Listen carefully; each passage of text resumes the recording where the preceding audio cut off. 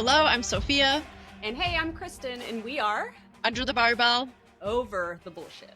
And we're a podcast for women who are sick of being told to just eat less, move more, and what they really want is to get strong, take up space, feel confident, and age well. That's what we're all about, empowering women to live for more than a before and after photo.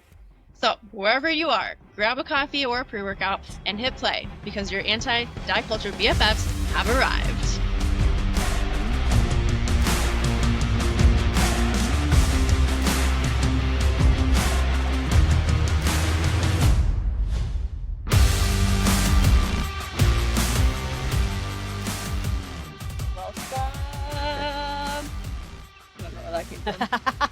But I love that you're recording.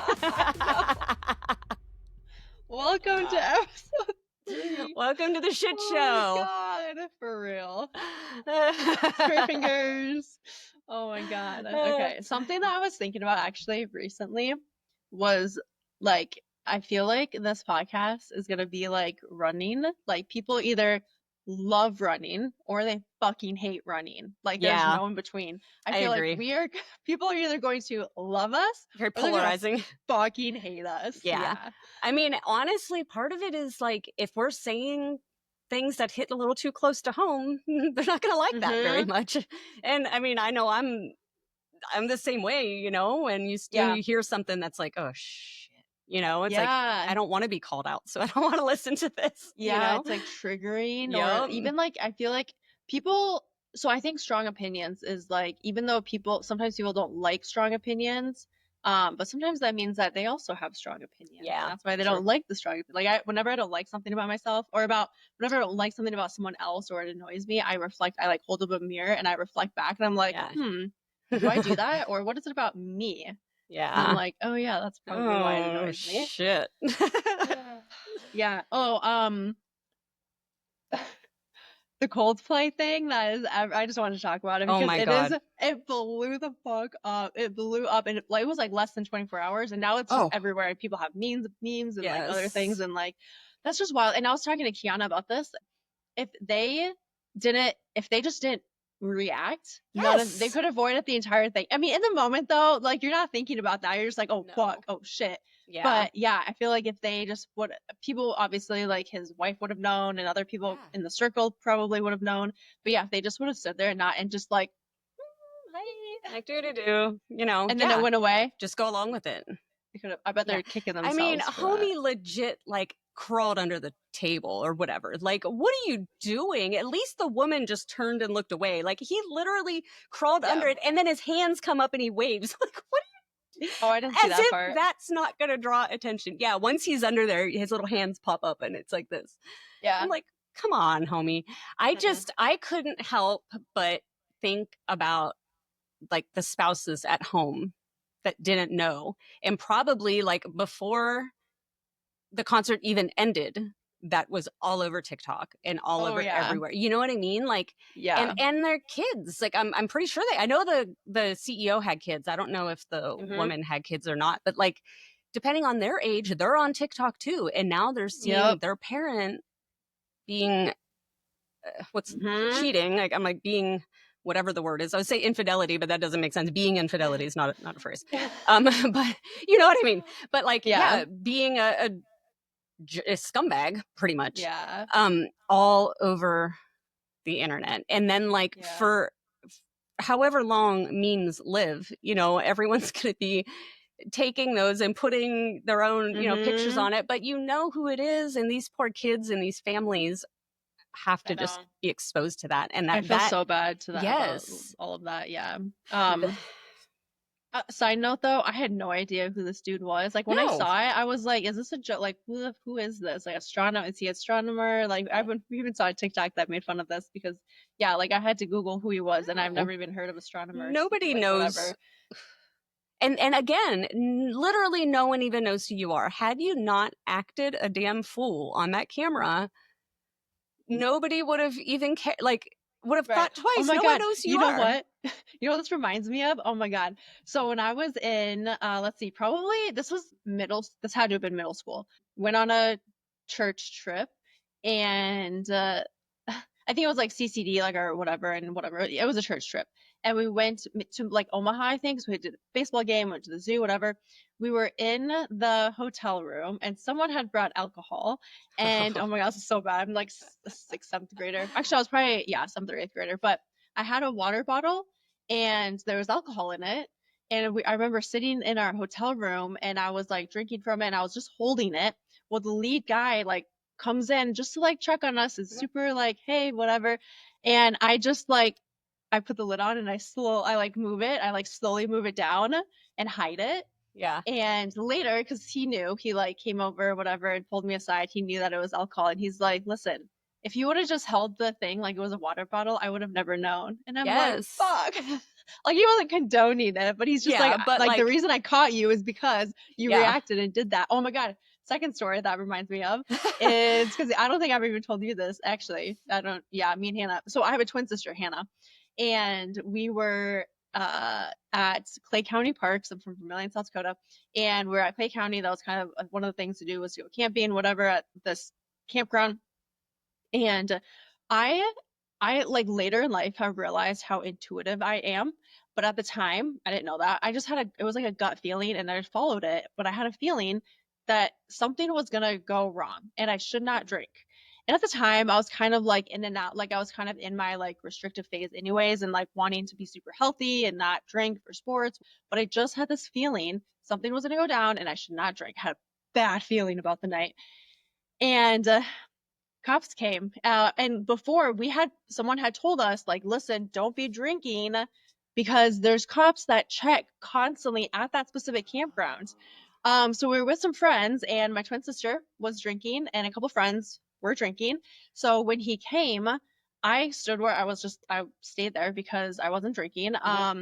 And a couple people ran into the woods. My sister and one of our friends went to the bathrooms and they were like shoving like ramen or mac and cheese, trying to sober up by eating. Yeah. And this cop eventually comes over to me and he's like, why were you like running away? And I like laughed and I'm like, oh, that was my twin sister. He's like, but yeah, like right. missed opportunity because he was like, oh, where is she? I threw her under the bus. Yes. So if I would have just been like, oh, I was scared. Like, I don't know, it's cops. But in the moment I wasn't thinking about what I was doing. I just was nervous. And that was my reaction, was to be like, oh, that was my twin sister. It wasn't me. Like, I didn't know what was going to happen. Keep me out of it. Yeah. Right. But I could have been like, so my sister got a minor.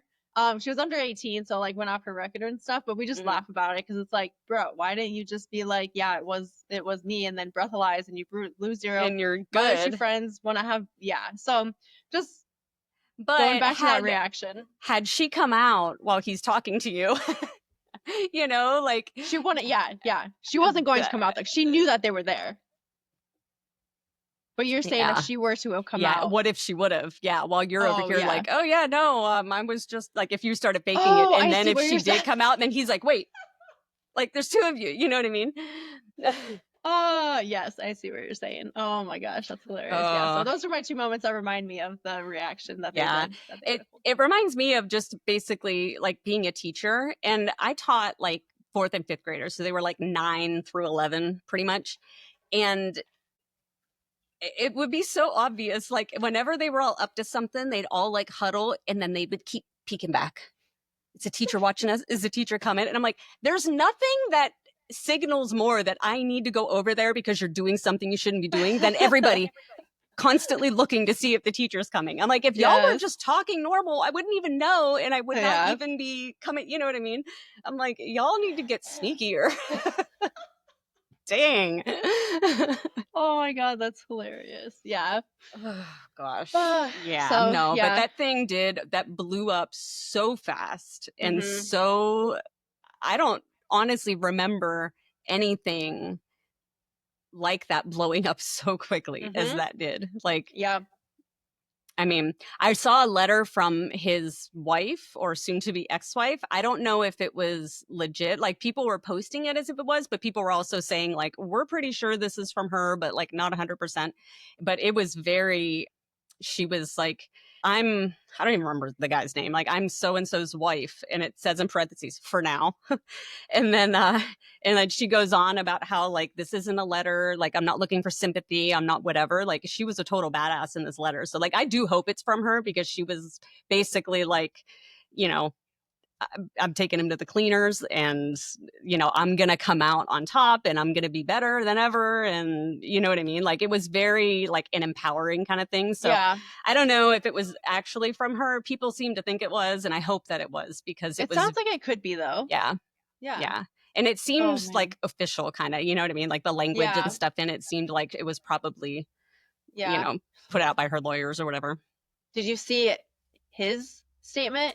Oh my gosh. Well, Yes. it was fine up until like that third paragraph of like, why are you like doing, you shouldn't be whatever, going into people's lives in a public setting. Bro, you're at a literal concert. It is like one of the most public things that you can be at. And like the Jumbotron, and you have thousands like of other people. Yeah. How about don't cheat on your wife and you don't have these problems? Yes. How about take some accountability, sir? Yeah, just take accountability. People would respect you so much more if Oh you my just took gosh. accountability for that. Yeah. You don't get to blame Coldplay. Ridiculous, yeah. And then did you see any of the things that came out after it? Like, there were baseball games and stuff. Like the next day, the Phillies, actually, I saw it on Instagram. They did a great one where they did on the Jumbotron, but they used their mascots, and like they pretended the mascots were like, oh, and then like one of them jumps under the table and whatever. It was hilarious. No. And then it went to the crowd, and there was this guy holding up a big sign that says, "This is my wife," with an arrow pointing down. And so then they put it on him, and then he grabbed her and kissed her. But oh my gosh, funny. I saw another one where the guy was holding a sign and said, "This is just my sister." We saw some where they put it was like the kiss cam or whatever, and they put it on couples, but then they did the same thing that they did, and like, oh Yeah, and like yeah. hid instead. Yeah, so it's like for the rest of forever, that's gonna be like oh the joke. yeah. Every time a kiss cam comes up, people are like, you remember that one time? Yeah. Oh Yep, gosh. I know. Speaking of men, what does your shirt say today? Oh, my shirt. It is I saw men. Oh wait, yeah. Do something with your life that will make a mediocre white man angry. So, you know, the mediocre white man out in the world these days. What is define? Because I'm just thinking of like someone in my mindset here. What is define a mediocre white man? What is this? Who is this? I think really it's just like those guys out there. Like, first of all, it's always like white man, because I don't know, for some reason it just seems like it is. But like a mediocre white man to me is like these guys that like think that they know everything. Like, they're the ones that are gonna like come up to you and give you unsolicited advice in the gym, or, you know, like they think they know everything. They're offended if they get called out by anything. They're, you know, they know it all. Mhm. That's that type of a person. Yeah.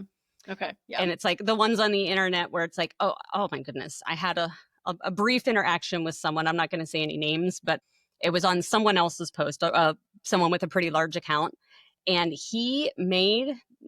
but this other guy made a post where apparently his page is like a lot of satire and jokes and things. And he made a reel where he's on the treadmill, and then it says up above it, "I'm just practicing to follow women at night." And then he's like, it's like he's like lurking on the treadmill and like making these faces. And then the person with the fairly large account, he like did a stitch with it. Like, he posted it like a what the fuck kind of thing. Yeah. And so all I commented was like, you know, I'm all for jokes and satire, but I'm not here for making jokes out of things that like can trigger victims and or it's whatnot. like a serious thing. That's not a funny thing. And so this guy comes on and responds to me, and he says something like something about women always just want to be victims and whatever. And I was like, you know, that's spoken like a true mediocre white man.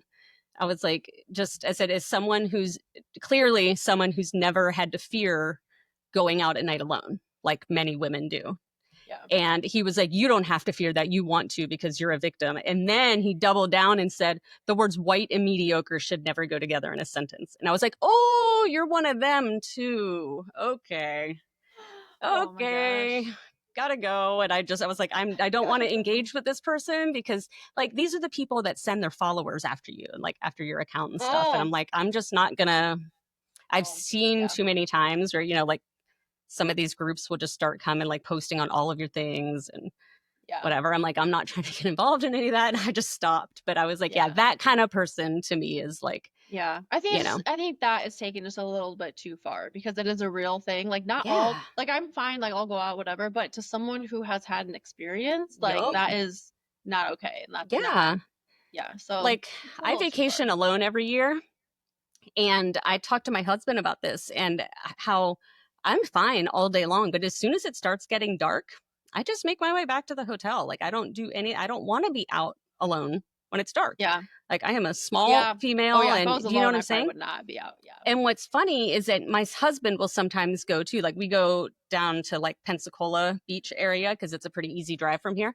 And he'll go down there by himself sometimes every once in a while. And he'll send pictures of like all the different things at night. And I'm like, I wouldn't know what that looks like at night because I don't feel comfortable going out. And so it just led to this conversation about how he was like, you know, I didn't think twice about being out there. So it's like, you know, as a man, he wouldn't, but a small female, I'm not trying to be a victim. So I guess I'm just going to not see these things at night. So anywho. Anyway, well, also taking another left here, I went to there's a place here in Sioux Falls called Chef Lance's. So shout out to Chef Lance here. The restaurant. It was me and Kiana's 4th year of dating, but then also 3. She proposed on the same day yesterday. But so we went out to dinner. And do you know who Gordon Ramsay is? Like yes, okay, absolutely. Of course, everyone does. So we've been watching his cooking shows, which actually there's a Master Chef out right now, and there's a couple from South Dakota, which is pretty cool, or from Sioux Falls actually, which is really cool. But he like created the beef Wellington, and so I'm like, I've been wanting to try the beef Wellington, and they had beef Wellington on the menu, and I was like, well, I got to get that because I got to try it, and it was pretty bomb. Like I want to try Gordon Ramsay someday, but the beef Wellington was very good. Love it. The mashed potatoes were probably even better, actually. Like, I just love the potatoes. Love some good mashed potatoes. Yeah. And then I had a drink and a half. Like, me and Kiana shared our 3rd drink. And I'm serious, in the middle of the night, I don't know if it was the alcohol because I got so full because it was the food, but I got up, I could not sleep. And maybe it was a hangover, even though I didn't drink that much. My body was like, fuck you, no more. But I felt like I was going to throw up. Like, I was so nauseous. It was horrible. I hated it. So that's why today I'm like kind of dragging, but I probably brought that energy. That's why we had all that shit go down. But no, I just felt like I feel better now. But yeah, I hate that feeling of like you're gonna throw up. Yeah. So especially at night when all you want to do is sleep, you know.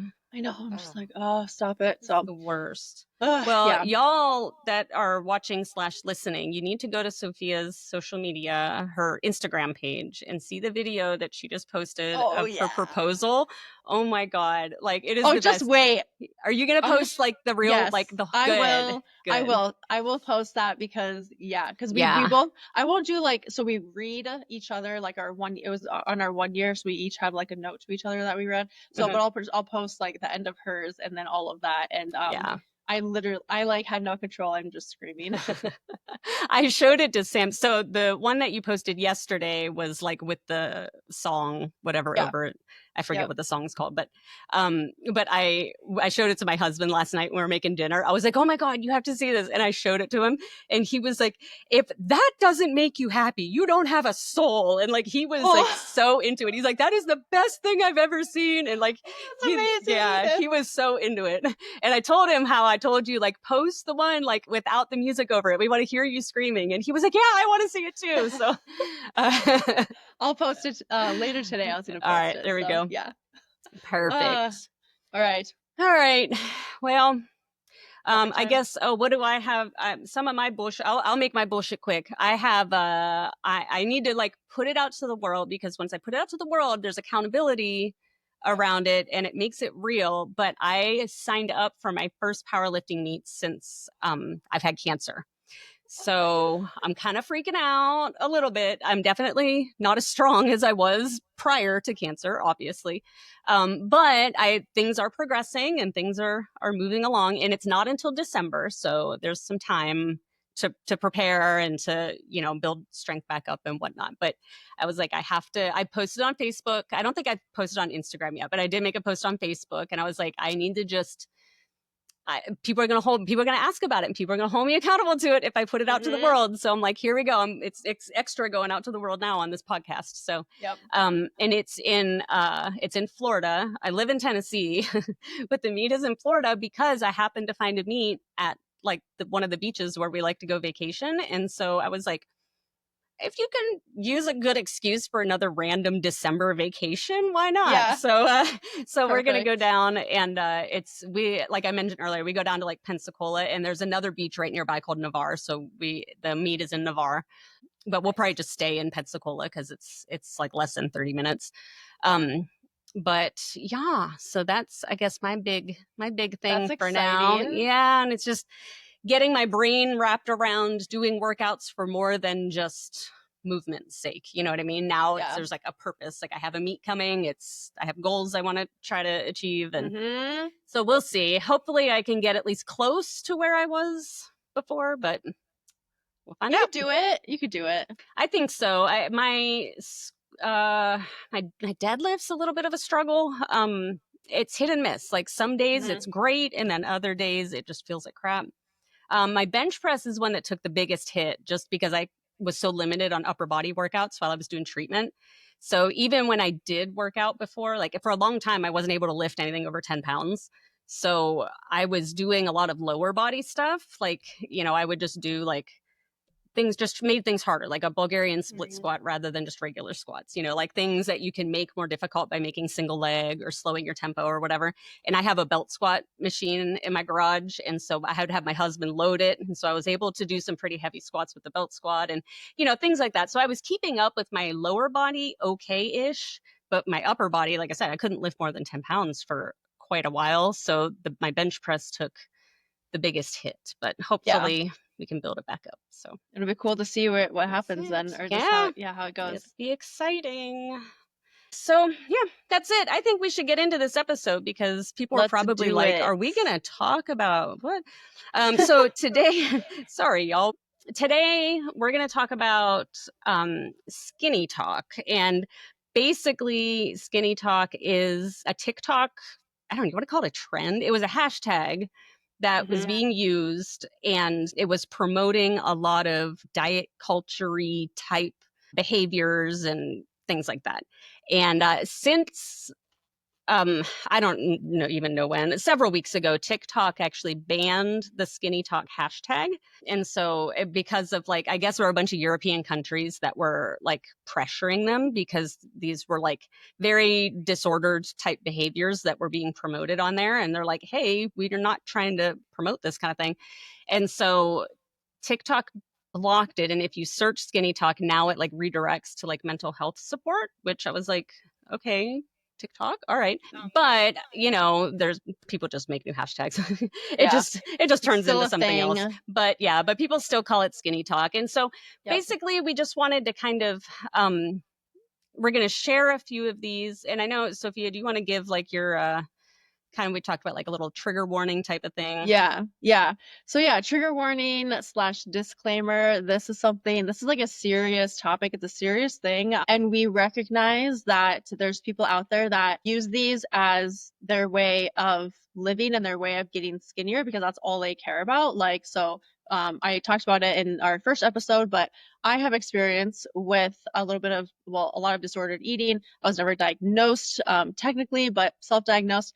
And I had food rules. So this is kind of your warning that we are going to be talking about food rules. And so the purpose is not to give you food rules in order to be skinny or any of that, but we really want to talk about the detriment of it, the disordered way of it, and hopefully help you see or maybe plant the seed that there is a better way, there is a more efficient way. And just hopefully plant that seed and hopefully talking about other ways that you can go about things, maybe just kind of raise awareness behind it as well. So yeah, we had mentioned before we started recording, we were talking about how so many of these things just become so normalized in society that sometimes it's hard to recognize what is a diet culture type thing and what isn't.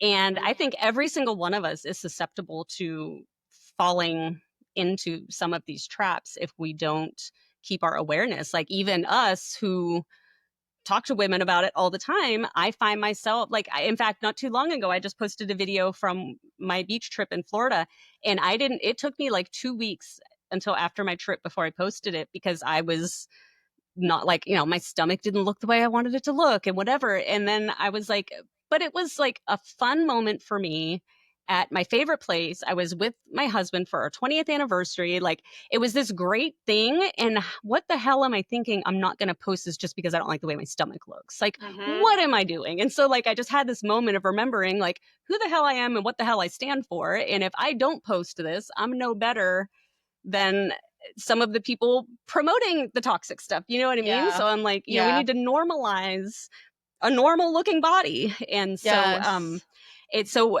all that to say, we're can be just as susceptible to falling into some of that way of thinking a little bit. So hopefully through this episode, we can just kind of bring some awareness so that maybe people in general can start recognizing these things when we see it and not just accept it to be normal in society.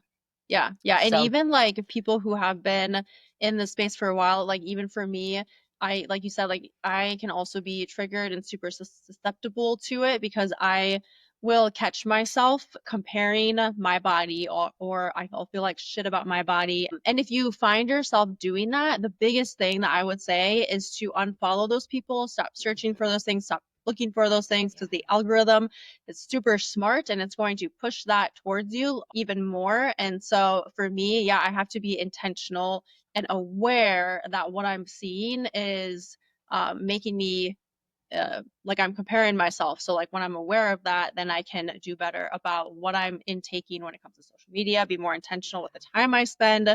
And so, but also the first step is awareness, like being aware that these things are disordered and recognizing if you're doing it, and also the desire to change, because that's why I said planting a seed, because back then if I maybe would have had seeds planted, it would have helped. But at the time, all I cared about was skinny. I didn't care about health. I didn't care about being strong. I didn't know why it was important to care about health and about being strong. So hopefully we will do that as well.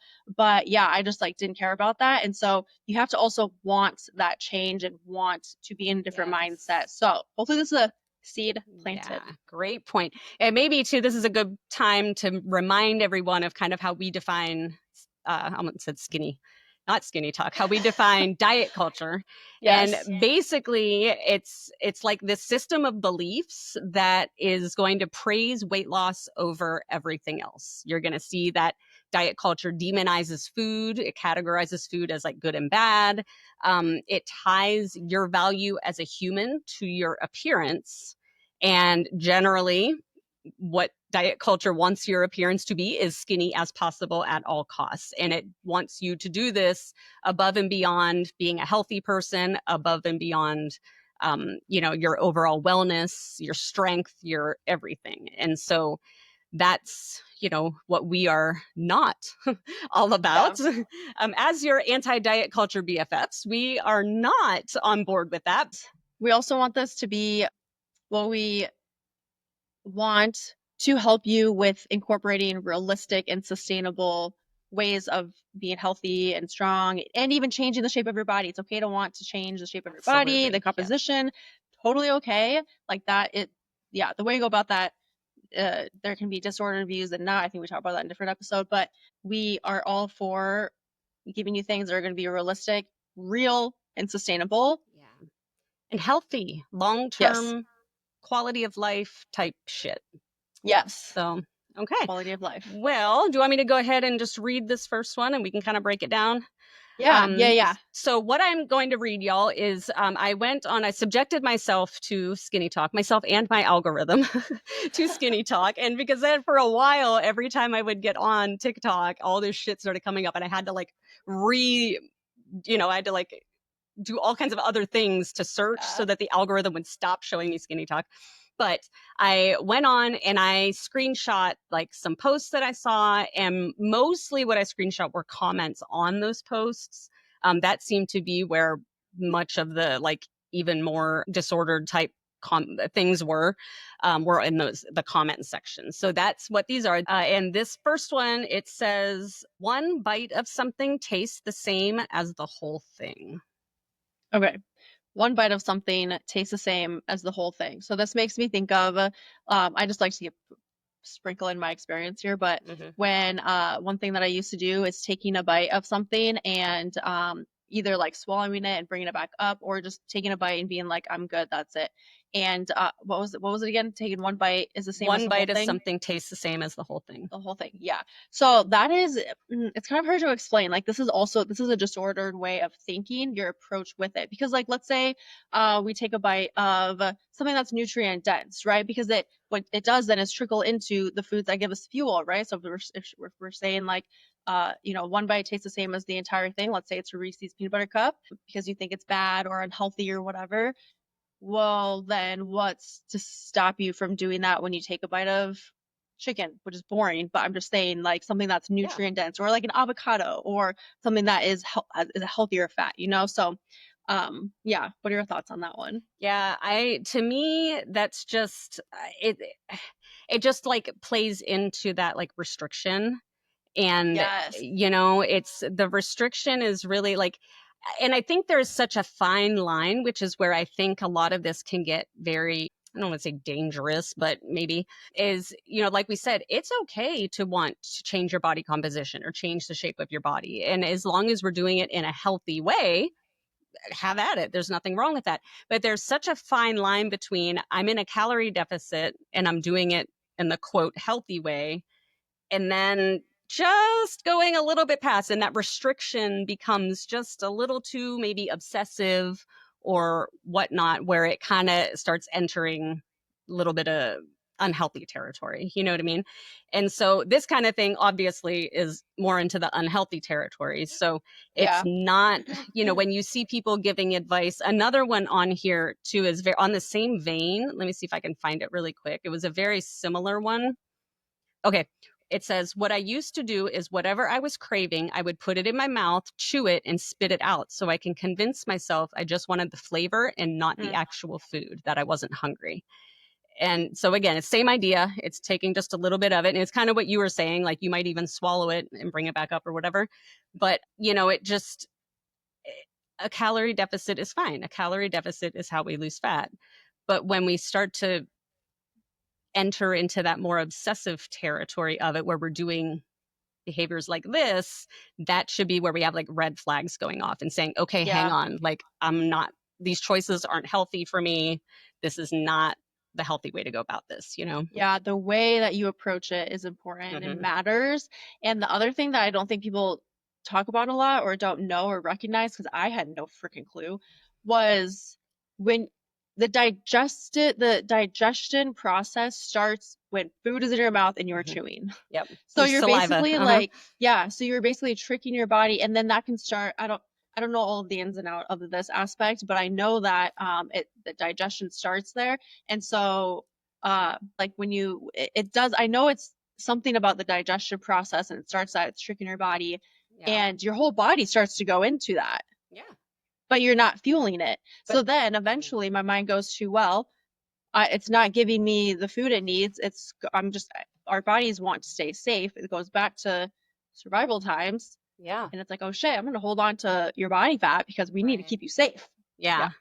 And that's a good point too. Like when we don't fuel our body adequately, then that's when we start running into issues with our metabolism. That's when you start losing muscle. That's when, we have all these other issues that come into play when we have the extreme deficit. Like there's a difference between being in a calorie deficit for fat loss and being in an extreme calorie deficit to where it's creating all these other issues that are going to ultimately make it harder for you to lose the weight down the line. Yeah. Oh my gosh, not to mention you're more prone to injuries, aches and pains. Like there's shitty people sleep. I can think of. Yes, sleep, mood, you're like bloating, like you're like, what's going on? Like it just creates a whole other host of things and issues. So that's it. Okay, here's one a little bit. This is in a different vein, but same Skinny Tok idea. not having your thighs touch when you walk is more comfortable than the comfort food you want to eat. And this one, to me, I get so frustrated about the whole people being so obsessed with having a thigh gap. And it's like, that's not realistic for a lot of people. Like, literally, our bodies, our anatomy is designed in a way where some of us will never have a thigh gap unless we're literally like on the verge of starving, like as far as what's on our body. So being at a normal healthy weight will not result in a thigh gap for many, many, many people. And so having this diet culture thing where we're pushing, I want a thigh gap, and you see this a lot, especially with younger girls, like high school and younger college girls. That's like the goal. That's like the obsession. And that just, it frustrates me so much. Yeah, that was something that I didn't think about, was the anatomy of it. Like, literally our bodies, some of us, you will never have that thigh gap because of the anatomy and the structure of your bones and everything. What was it again? Say one more time. Not having your thighs touch when you walk is more comfortable than the comfort food you want to eat. Okay, and there's something to be said about comfort food. Maybe it's not healthy in a sense of like it's nutrient dense, but we gotta also give health to like our soul foods that we love to eat. That isn't as healthy. Like that isn't giving us those nutrients. Like it's still giving us life. It's giving us the soul, like it's still things that we can incorporate, and they can still be comfort foods and do it in a way that is healthy for our way of living and for our quality of life. Yes, our mental health. Food is like an experience, like how, think about when you have big, awesome meals. Usually there's family getting together, there's friends getting together, there's some kind of an event, a celebration. Like it's an experience that brings people together. And I think it's important that you keep that in mind. These comfort foods, and culturally too, like food is culture. And so, you have these foods that maybe come, from your culture, your background. Like, for example, my family, on my dad's side, they're Italian. And so every Christmas Eve, we had like, the shrimp and the fish, all the Italian things. And that just, it's part of our culture. It's just kind of what we do. And we don't do that all the time, but we have those special moments where we do it. And it's important, no matter how healthy or unhealthy that lasagna might be, it's delicious either way. And it's important because that's something that's bringing our family together. And, there's the mental health benefits, no matter what the calorie number says. Yep.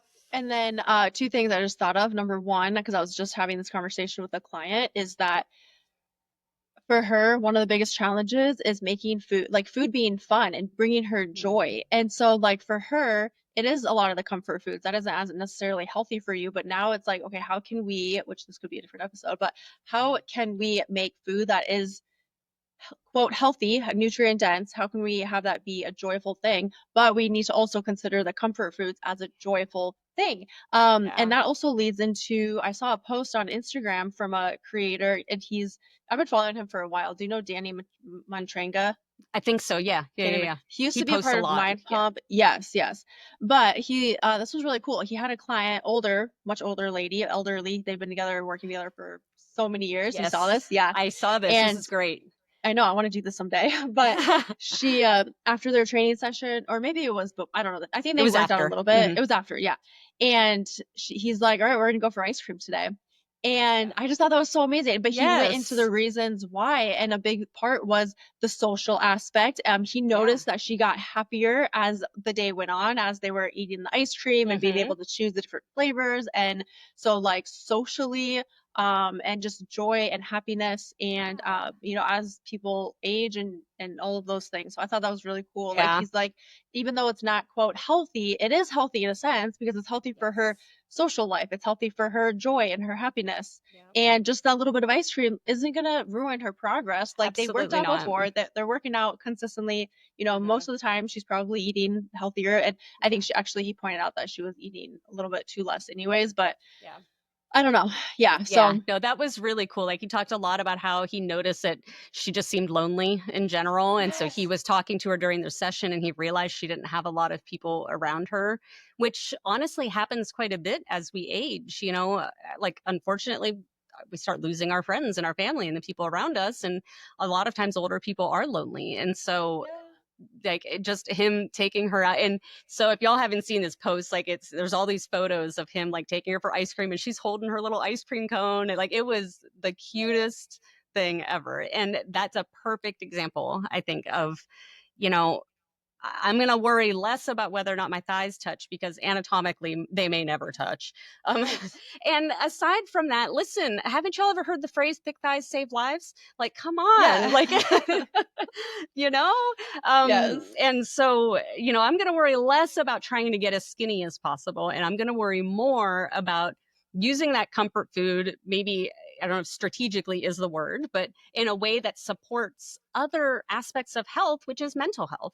Yes. You know, and even getting stronger too. You can, you know, hell strategy, yeah. that is strategy. A part of it, you know, is the strategy of that. Like without getting too much into it, like the holidays is something you can use the holidays as a strategy. Like eat that food to build, focus on building, not losing, you know. So exactly. but yeah, same concept. Yeah, we'll do like, as like I coach powerlifting, so some of my powerlifters sometimes I'm like, okay, you know, we had whatever, like you said, a holiday or something. I'm like, tomorrow you got some big lifts tomorrow, let's go. Like we're gonna take those calories, we're gonna use that energy into something good, you know. Exactly. Yeah, we're gonna hit some PRs. So okay, let's see.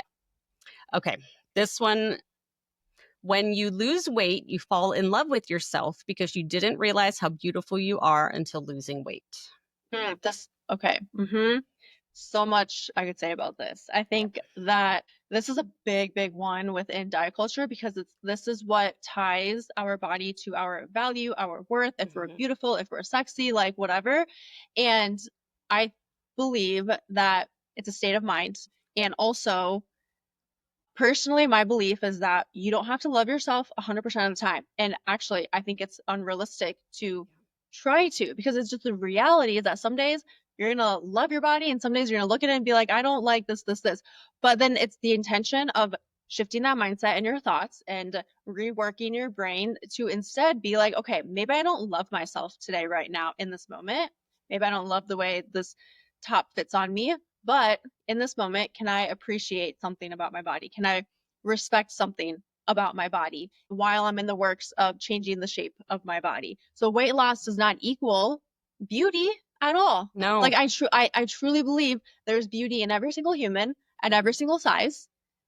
It doesn't necessarily always mean health, but weight loss also doesn't mean health 100% of the time. That's right. Yep, absolutely. Yeah, I think like this just really speaks to a lot of that internal work that needs to be done. You know, I think it's like you said, no one's going to love anything 100% of the time. Like I think my dog is great, but there's days where I just want to scream at her, you know? So like she's fantastic, like 99% of the time. So, you know, like that's a good point where like 100% of the time, you're not going to love everything about yourself. But I think it's important to like, aside from the exterior, I guess, like looking internal. What you look like in the mirror has nothing to do with your value and what you bring to the world. And honestly, it has nothing to do with why the people who love you love you. They love you because you're kind, you're supportive, you're, you know, whatever. It has nothing to do with the outside appearance.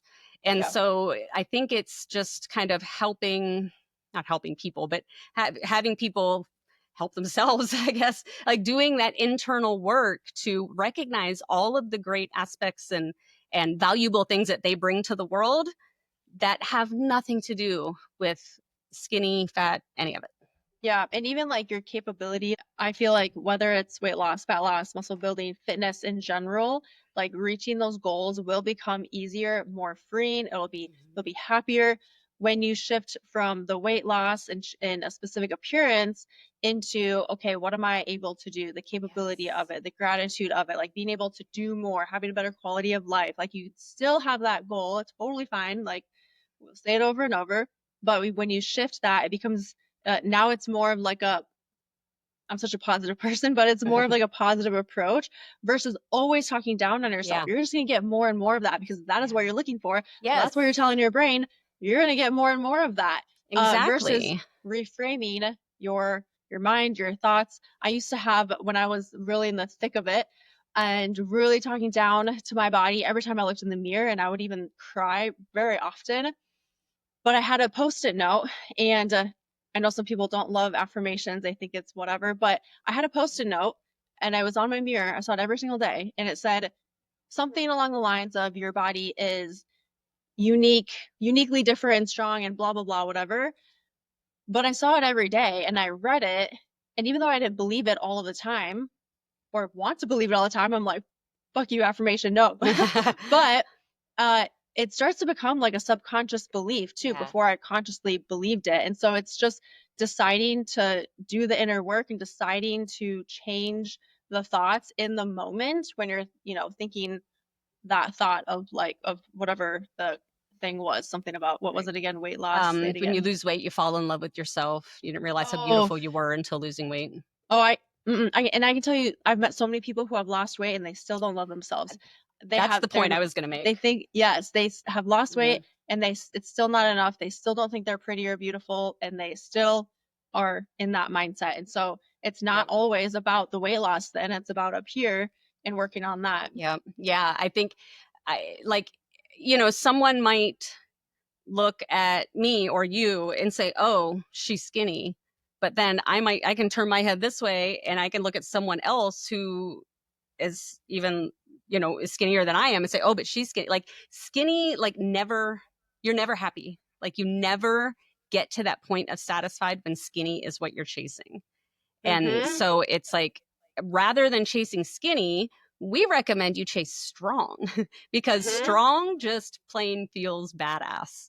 And if from a science perspective and a fat loss perspective, as we build muscle on our body, that's going to speed your metabolism. That's going to make fat loss that much easier. And you're going to feel like a badass all at the same time. And you're feeding yourself well because you have to feed muscle in order for it to grow. So you're going to just feel good because you're fueling your body appropriately. All the good things come from making your body strong. And so I think that that's so much of a more empowering and healthy goal to have than just always trying to be skinnier. Yeah, for sure. And it trickles into other areas of life. Yeah. All areas.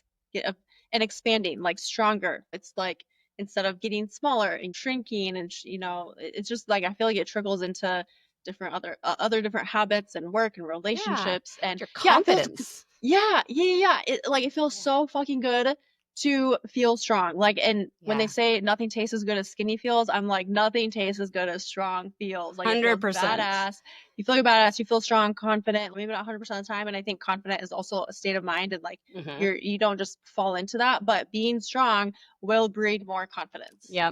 I found that when I started lifting, the more that I did things in the gym that I never expected to be able to do, like, I would squat a certain amount of weight or deadlift or whatever, that I never, when I started out, would have dreamed that I could have lifted that much weight. The more times I would do something new that I never dreamed I could do, the more I started to believe that there's a lot of other things out in this world that I can do too that maybe I don't think I can. And that just feeds into like, what if I can do that? What the hell else can I do? Like, the sky's the limit. Let's go, Self-belief. Yeah. Oh my gosh, absolutely. Yeah. All right. Let's see. Maybe just a couple more here. We're creeping up on an hour. So let's see. Let's do learning to let your stomach growl a little is the secret to life. Learning to let your stomach growl is the secrets to life. I would be asking the person, how is this the secret to life? What is a secret to life? If you ask them, they probably would say getting skinny. Oh, yes, you're right. That's true. Yeah. But listen, this is where I like to talk about like tuning, like learning about yourself. It's not all about, listen to your body, but to some extent it is. And this is where we can learn the difference between hunger, like true hunger, which if your stomach is growling, you like if it's hunger growl, yep, your body's physiological telling you something. response. Yeah. Yes. Yes. And so it's the learning like, okay, am I hungry in this moment? And but then also I think there was one that was something about hunger being, maybe see if you can find that one, because I feel like that goes hand in hand. Is this the one about embrace the hunger? Yeah. Is that what it It was? says, Embrace the hunger? embrace the hunger, ladies and gents. Love the hunger.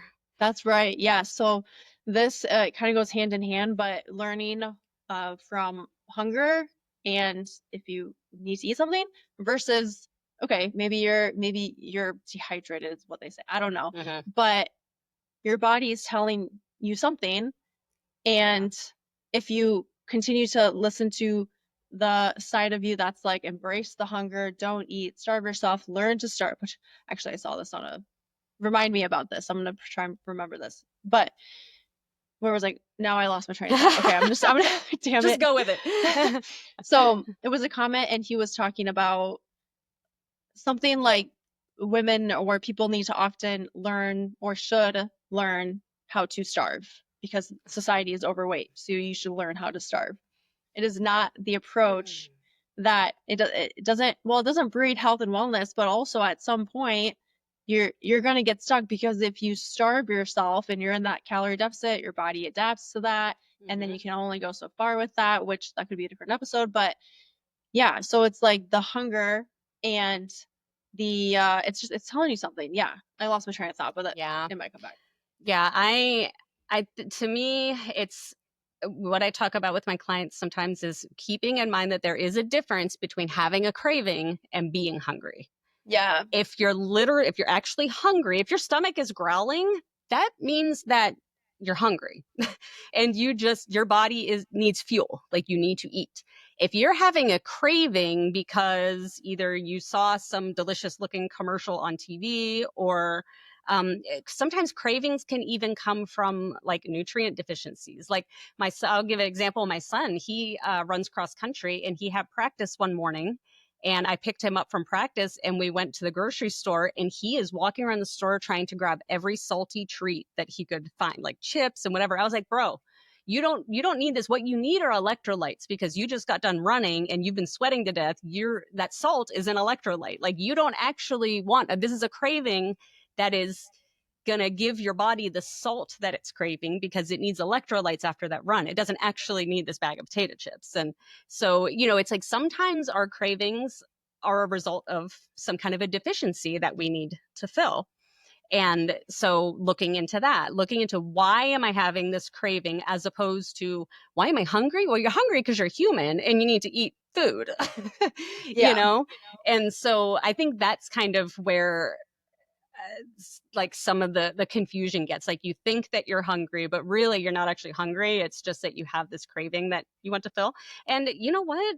Sometimes there's nothing wrong with fulfilling a craving. Right. I mean, Sometimes it's the best thing you whatever. can do. Yeah. Yes. Yes. Yes. And sometimes just having it makes that craving go away and now you're not obsessing over it for the next week. Yep, Just exactly. just have it. We talked at one point, I think it was in another episode, but we talked about like that idea of not denying yourself like a sweet treat at night or something like Yeah. that. And because when you know that you can have something at any point, you don't really want it so much anymore. We always want what we can't have. And so if you are allowing yourself to have those things in some kind of moderation and in some kind of portion control, then you don't really have those cravings anymore. A lot of that goes away. It's insane. Like, I used to be a big sweet tooth, and I'm still a sweet tooth girly, but not nearly as much. Like, I literally I would try not to friggin' rip my hair out at the grocery store on the bakery aisle, trying not to get stuff, or like going through to get ice cream or cookies, brownies. If they're there, I would just go ham. But the moment that the time that I decided, okay, I need to change, do something differently, and I decided to have a sweet treat every single day, like a chocolate or whatever it was, it's wild. And there was a time where I said yes more often than I wanted, but I still allowed it. I gave myself that permission. I still allowed it. I ate maybe a little bit, went through that season of more than what I wanted, like the messy middle is what I call it. But then eventually I was like, oh, I don't really want this anymore. Like it lowered the appeal of sweets. And now like I'll get a cookie because I love it and I want it, but like sometimes they go bad in my pantry and I have to throw it out. It's like what? Same. Like I'm like more of a savory, salty person now. It's like, Yeah. who am I? It's crazy. But yeah, like if you have something, the more you have it, like I don't know if this must have been on a different episode, but talking about like Subway or Jersey Mike's. If you have it Mm-hmm. every single day, Yes. eventually, probably in a few days, you're like, I don't want that anymore. It's because you're lowering the appeal of it. It's no longer Yep. exciting. Like, oh my God, Starbucks coffee. I have it like every day, cold brew. And now I'm like, it's not exciting. I'm like, I don't even Yeah. want it anymore, you know? So, Yeah. yeah, it's crazy. And I think there's that flip side too. You talked about how you equated to like the toddler, and how as soon as you tell a toddler you can't have this, so when you start restricting yourself and telling yourself I can't have this sweet treat or whatever, well, guess what?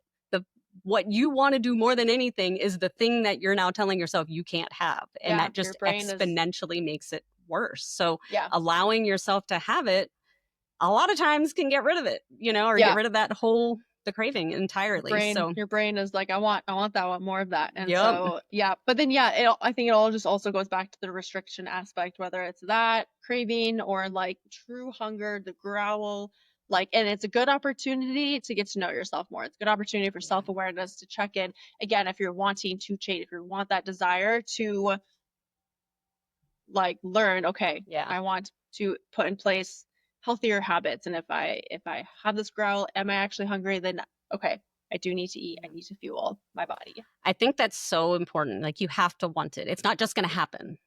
You have to want it in order for it. You've got to do the work. Like anything else, Yeah. you've got to do the work in order Yeah. to reap the rewards from it. No one is gonna want it more for no. I can want it for someone, but no one can do it the work for you. No one will want it more than you. And Did you I say want that it for right? yourself. Yes. Yes.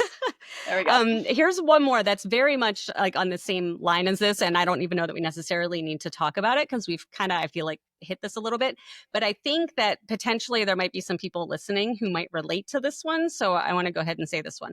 Yeah. And actually, what it says is, I don't know if anyone relates to this, but skinniness comes from hunger. Then it says, stay with me. And hunger feels accomplishing. It gives you a purpose when you feel lost, but it as well gives you pain. It hurts to starve, and when you hurt physically, you hurt less mentally. I don't understand that, because when I'm hurting physically, I hurt way more mentally. I That's just think me. maybe what they're saying is that's a distraction.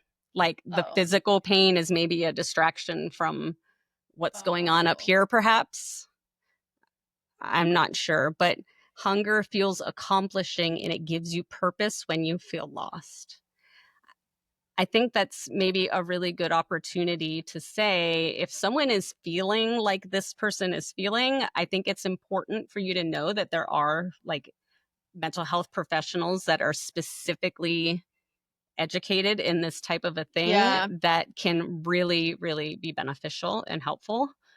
Also, if your purpose is rooted in starvation, and you're trying to find your purpose based off of that starvation, I think that, I don't know how to say this. So the only thing that I can see that being a thing is like for religious purposes. Like I know people do like fasting and whatever, but that's like that's different. The purpose isn't to get skinny. The purpose isn't starvation. It's totally something else. It's cultural. So yeah. And so this is just another disordered way of thinking. And I think if you're to the point where you're like, okay, I kind of want to make some changes, but I don't know where to start, therapy is like number one. That's something that I went to for other reasons, but one big one was because I knew something had to change. I was like, my relationship with food is I recognized that something was not right. This was after years, decades of like not, but finally I was like, I need to do something, because it's like I was crying about my body constantly. I hated my body. I would always talk down. And even though I still like would internally try and change those thoughts, I knew I still needed that guidance and that help, and to kind of figure out like it's the root cause of it, or like, and so I did ART, which is similar to EMDR, but it's still like a form of eye desensitization kind of. It's not hypnosis. It's something else. It has something to do with the brain, but it's very well researched, and it works, and it's almost too good to be true, but it literally works. It's wild. And so that's something that if you are in the spot of like, okay, I do want to change, but I don't know where to start, therapy honestly is a great place to start. And there's people that specialize in food eating disorders and things like that. And EMDR, ART, brain spotting, that find someone that can do that.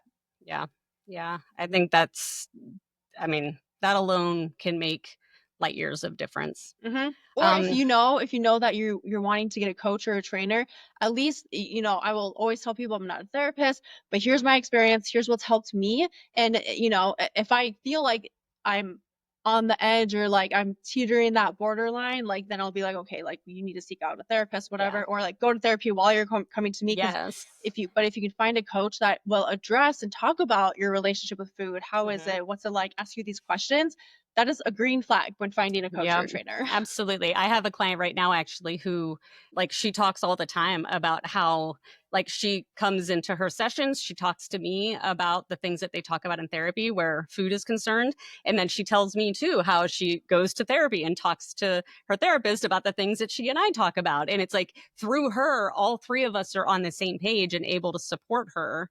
And that is like the perfect, teamwork situation, That's awesome.